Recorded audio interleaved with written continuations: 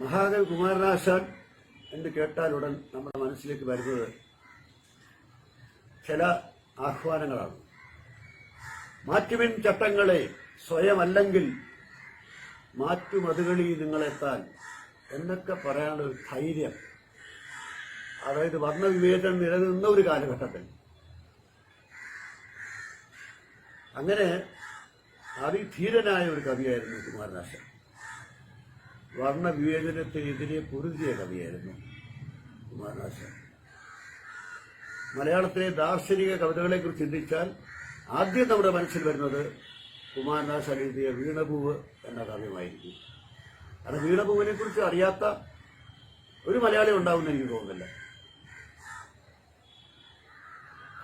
പുഷ്പമേ അധിക തുംഗപഥത്തിൽ എത്ര ശോഭിച്ചിരുന്നൊരു രാജ്ഞി കണക്കയേ നീ, ശ്രീഭൂവിലസ്ഥിര അസംശയം ഇന്നു നിന്റെ ആഭൂതിയങ്ങ് പുനരങ്ങ് കിടപ്പതോർത്താൽ എന്ന ആദ്യ ശ്ലോകം മുതൽ കണ്ണേ മടങ്ങുക, കരിഞ്ഞു മലിഞ്ഞു മാശുമണ്ണാകുമീ മലരു വിസ്മൃതമാകുമിപ്പോൾ, എണ്ണീടുകാർക്കുമിരുതാൻ ഗതി സാധ്യമെന്തു കണ്ണീരിനാൽ, അവനി വാഴ്വു കിനാവു കഷ്ടം, അവനി വാഴ്വു കിനാവു കഷ്ടം. അവനി എന്ന് വെച്ചാൽ ഭൂമി. ഈ ഭൂമിയിലെ ജീവിതം കിനാവാണ്, ഒരു സ്വപ്നമാണ്. ഇത് ഡാനിയൽ ഡീഫോ എന്ന പാശ്ചാത്യ സാഹിത്യകാരൻ പറഞ്ഞിട്ടുള്ളതാണ്. ആദ്യമായിട്ട് ആശാൻ പറയുകയല്ല, പക്ഷേ എല്ലാ കവികളും പറയുന്നതാണ്. അതില് പഴയതൊന്നോ പുതിയതൊന്നുമില്ല. ജീവിതം ഒരു സ്വപ്നമാണ്, നമുക്ക് എല്ലാവർക്കും തോന്നുന്നതാണ്. Death like an overflowing stream sweeps us away, life is a dream എന്ന് ഡാനിയൽ ഡീഫോ പറഞ്ഞു. അവനി വാഴ്വു കിനാവു കഷ്ടം എന്ന് കുമാരനാശൻ പറഞ്ഞു. അപ്പോൾ കുമാരനാശൻ എന്ന കവിയുടെ മാഹാത്മ്യം എന്താണെന്ന് പറഞ്ഞാൽ, അദ്ദേഹം ഒരു സാമൂഹ്യ ഉദ്ധാരകൻ കൂടിയായിരുന്നു. സമൂഹത്തെ ഉദ്ധരിക്കാൻ കവിത ചെയ്ത ഒരാൾ കൂടിയാണ്. ദാർശനിക തലത്തിൽ ജീവിതത്തെ കണ്ടയാളാണ്. സ്നേഹഗായകനാണ്. സ്നേഹത്തെക്കുറിച്ച് മാത്രമാണ് അദ്ദേഹം പാടിയത്. അപ്പോൾ ജാതി മതവ്യത്യാസത്തിനെതിരായിട്ട് അനവധി കാവ്യങ്ങൾ അദ്ദേഹം രചിച്ചിട്ടുണ്ട്. അതിലേറ്റവും പ്രശസ്തവും സുന്ദരവുമായ കാവ്യമാണ് ചണ്ടാലഭിക്ഷുകി. അപ്പം നമ്മളിവിടെ ഇന്ന് സംസാരിക്കുന്നത് ചണ്ടാലഭിക്ഷുകിയെക്കുറിച്ചാണ്. അതിലെ കുറച്ച് വരികളാണ് ഞാൻ ചൊല്ലുന്നത്. ഉത്തരേന്ത്യയിലെ ശ്രാവസ്തി എന്നു പേരുള്ള ഒരു പട്ടണം. പൗരാണിക കാലമാണ്. ചുട്ടുപൊള്ളുന്ന വെയിൽ, വേനൽക്കാലമാണ്. ആനന്ദൻ എന്ന ബുദ്ധ സന്യാസി ആ എരിവേനലിൽ നടന്നു വരികയാണ്. അദ്ദേഹത്തിന് ദാഹം സഹിക്കാനാവുന്നില്ല. ഒരു കയ്യിൽ വിസറിയുണ്ട്, അതുകൊണ്ട് വീശുന്നുണ്ട്. ഒരു കയ്യിൽ ഒരു മരത്തോടുണ്ട്, അതായത് ഒരു ഭിക്ഷാപാത്രം. ആ ചൂട് സഹിക്കാനാവുന്നില്ല, ദാഹം സഹിക്കാനാവുന്നില്ല. അങ്ങനെ വന്ന അദ്ദേഹം അവിടെ കണ്ടൊരു പേരാലിന്റെ തണലിൽ അടുത്ത് തന്നെ മനോഹരമായി പൂക്കുന്ന വാഗമരമുണ്ട്. വേനലിലാണ് വാഗ പൂക്കുന്നത്. അവിടെ വേനലിലാണല്ലോ ഈന്തപ്പഴം പഴുക്കുന്നത്. അങ്ങനെ അദ്ദേഹം വിശ്രമിക്കുന്നു. അല്പം ജലം കിട്ടിയെങ്കിൽ നാശിച്ചിരിക്കുമ്പോൾ എന്താണ്, ഒരു സുന്ദരിയായ പെൺകുട്ടി കുടവുമായി ജലമെടുക്കാൻ വരുന്നു. അന്ന് വെള്ളം കോരാൻ തൊട്ടി അല്ല ഉപയോഗിക്കുന്നത്, പാളയാണ്. പാള കുത്തി ഉണ്ടാക്കി ഒരു പാത്രം പോലെ ആക്കി അതിൽ ആണ് ജലം കോരുന്നത്. അപ്പോൾ അവൾ ജലം കോരാൻ തുടങ്ങിയപ്പോൾ ആർത്തിയോടെ ആനന്ദൻ എന്ന ബുദ്ധസന്യാസി അവളുടെ അടുത്ത് ചെന്നു. ദാഹിക്കുന്നു ഭഗിനി കൃപാരസമോഹനം, കുളിർത്തണ്ണീരിതാശുനി ഓമലേ തരികൽപ്പം, ഓമലേ തരൂ തെല്ലെന്നതു കേട്ടൊരാ മനോഹരി അമ്പരം നോദിനാൾ. ദാഹിക്കുന്നു ഭഗിനി കൃപാരസമോഹനം, കുളിർ തണ്ണീരിതാശുനി ഓമലേ തരൂ തെല്ല്. സഹോദരി, ഭഗിനി എന്നൊക്കെ സഹോദരി, ദാഹിക്കുന്നു, എനിക്ക് അല്പം ആ തണുത്ത വെള്ളം തരാമോ? അപ്പൊ അത് കേട്ട് ആ മനോഹരിയായ പെൺകുട്ടി അമ്പരന്ന് പോയി. അമ്പരം നോക്കിനാൾ എന്താ അമ്പരം പറഞ്ഞു? അല്ലല്ലെന്തു കഥയിതു കഷ്ടമേ, അല്ലലാലങ്ങു ജാതി മറന്നുവോ. അല്ലല്ലെന്തു കഥയിതു കഷ്ടമേ, അല്ലലാലങ്ങു ജാതി മറന്നുവോ. നീചനാരിതൻ കയ്യാൽ ജലം വാങ്ങി ആചമിക്കുമോ ചൊല്ലെഴുമാര്യന്മാർ. ഞാൻ നീചജാതിയിൽപ്പെട്ടവളാണ്, എന്റെ കയ്യിൽ നിന്ന് ജലം വാങ്ങി കുടിക്കുമോ അങ്ങേപ്പോലുള്ള ബ്രാഹ്മണർ, ആര്യന്മാർ, ഉയർന്ന ജാതിക്കാർ? അത് പാപമല്ലേ? അപ്പോൾ ആചമിക്കുക എന്ന് പറഞ്ഞാൽ കുടിക്കുക എന്ന് മാത്രമല്ല അർത്ഥം. ആചമിക്കുക എന്ന് പറഞ്ഞാൽ കൈക്കുമ്പിളിൽ ജലം വാങ്ങി കുടിച്ചിട്ട് ശിരസിലേക്കും കണ്ണുകളിലേക്കും ആ ജലം തളിക്കുന്നതിനാണ് ആചമിക്കുക എന്ന് പറയുന്നത്. അപ്പോൾ ആ പെൺകുട്ടിക്ക്, ആ ചണ്ടാല ജാതിയിൽപ്പെട്ട ആ പെൺകുട്ടിക്ക്, മാതംഗി എന്ന പെൺകുട്ടിക്ക് ഇദ്ദേഹത്തെ കണ്ടപ്പോൾ തന്നെ ഇദ്ദേഹം ആര്യനാണ്, ഉയർന്ന ജാതിക്കാരനാണ്, ഒരിക്കലും ഞാൻ ജലം കൊടുത്താൽ പാപമായി തീരും എന്നൊക്കെ മനസ്സിലായി. അപ്പോൾ ആനന്ദ് എന്താ പറയുന്നത്? ജാതി ചോദിക്കുന്നില്ല ഞാൻ സോദരി, ചോദിപ്പൂ നീര് നാവു വരണ്ടഹോ. ഭീതി വേണ്ട, ഭീതി വേണ്ട, നീ ഭയപ്പെടണ്ട. ജാതി ചോദിക്കുന്നില്ല ഞാൻ സോദരി, ചോദിപ്പൂ നീര് നാവു വരണ്ടഹോ. നാവു വരണ്ടതുകൊണ്ട് അല്പം ജലം ചോദിച്ചാണ് ഞാൻ നിന്റെ ജാതി ചോദിച്ചില്ലല്ലോ. ഭയപ്പെടണ്ട, എനിക്ക് ജലം തന്നോളൂ. പിന്നെ തർക്കം പറഞ്ഞില്ലയോമലായി, തന്നെയാണവൾ കല്ലൽ ഇരുമ്പല്ല. ഈ രണ്ട് വരികളില് കവിതയുടെ ഏറ്റവും മനോഹരമായ ഒരു സത്യം, സൗന്ദര്യം നിങ്ങൾക്കിതാണ്. കാരണം കവിതയുടെ ഏറ്റവും വലിയ സൗന്ദര്യം എന്ന് പറയുന്നത് ധ്വനിയാണ്. ഒറ്റ വാക്കിലും ഒരു വരിയിലുമൊക്കെ ഒരുപാട് അർത്ഥങ്ങൾ കൊണ്ടുവരിക. പിന്നെ തർക്കം പറഞ്ഞില്ലേ ഓമലാൾ, തന്നെയാണവൾ, അവൾ സ്ത്രീയാണ്, കല്ലല്ല ഇരുമ്പല്ല. അവള് കല്ലും ഇരുമ്പുമല്ല, സ്ത്രീയാണവൾ.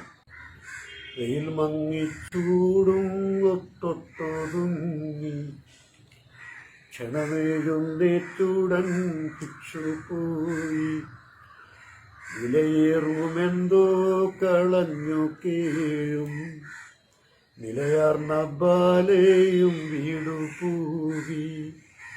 അവൾ പിന്നെ അത്യന്ത ഖിന്നയായി, അവശയായി പ്രത്യക്ഷ ഹേതുവെന്നി. എന്താ കാരണം എന്നറിഞ്ഞൂടാ. അവൾ അവശയായി, പ്രത്യക്ഷമായ ഒരു കാരണവുമില്ല. കാരണം അവിടെ മനസ്സിൽ ആ മുഖവും ആ ജലം ആഗമിക്കുന്ന ആ കൈക്കുമ്പിളും നിറഞ്ഞു നിൽക്കുകയാണ്. രാത്രി ഉറക്കമില്ല,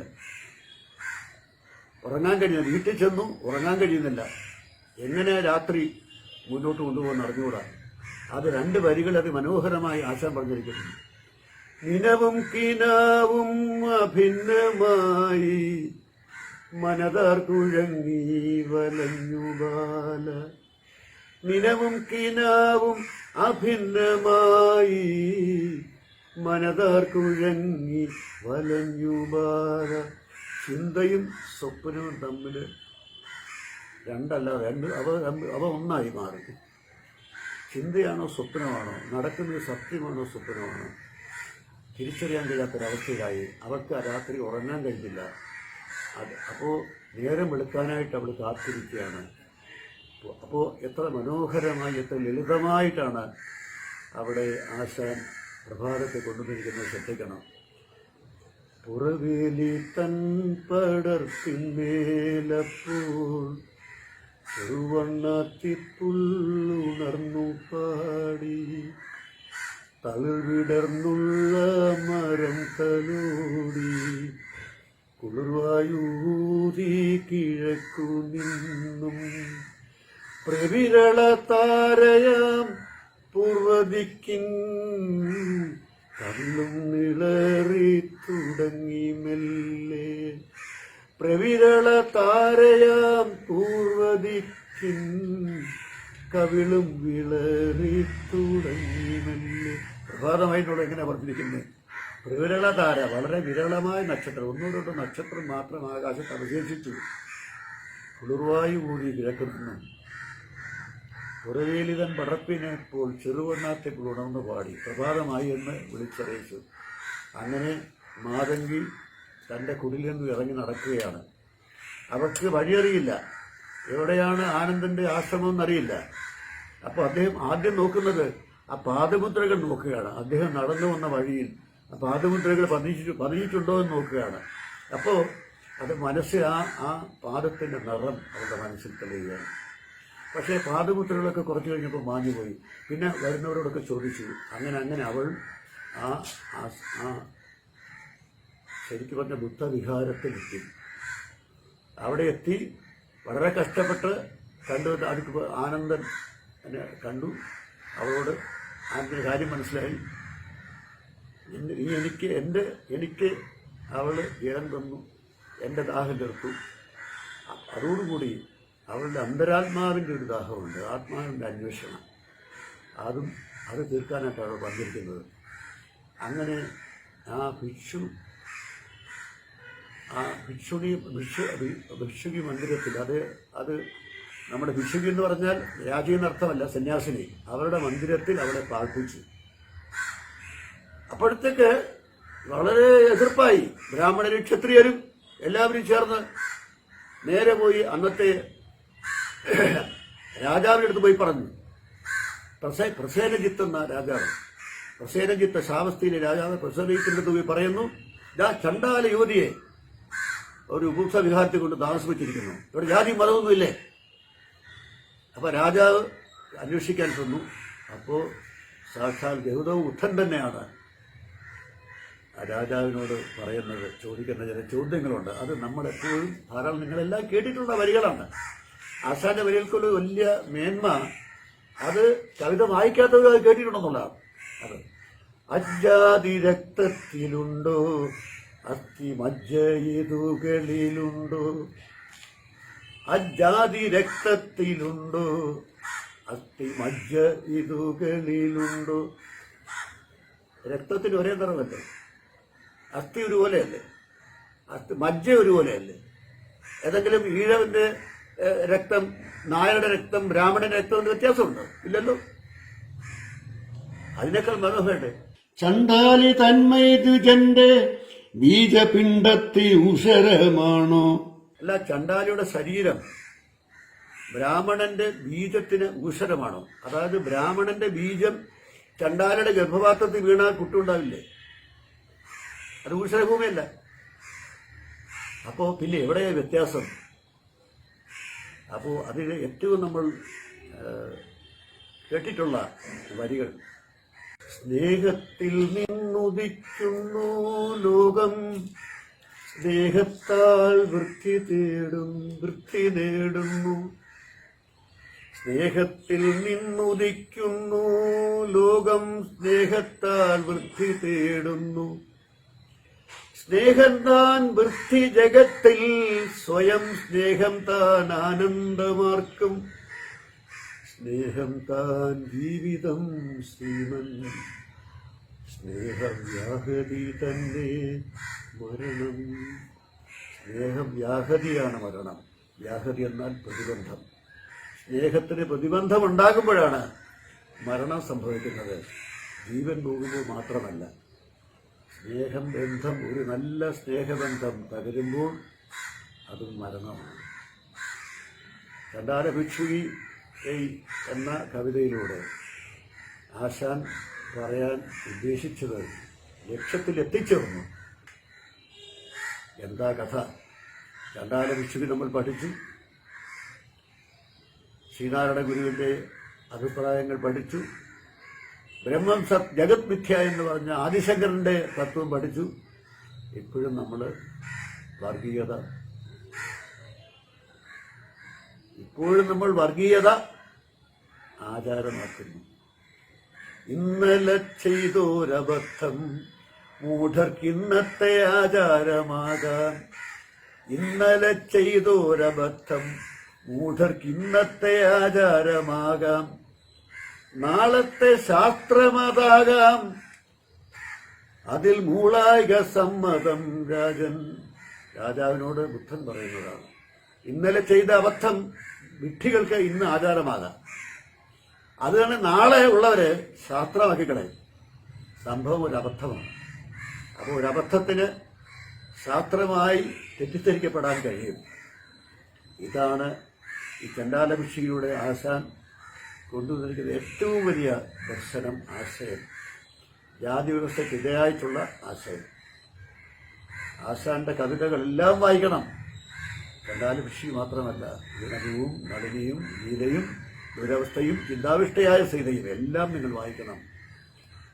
ആശാനെ പോലെ ആശയസമ്പന്നനായ, സമൂഹത്തിന് വേണ്ടി കവിത എഴുതിയ, സ്നേഹത്തിന് വേണ്ടി പാടിയ ഒരു കവി വേറെയുണ്ടോ എന്ന് സംശയമാണ്. നമുക്ക് അദ്ദേഹത്തിന്റെ സ്മരണയ്ക്ക് മുമ്പിൽ അഞ്ജലി അർപ്പിക്കാം.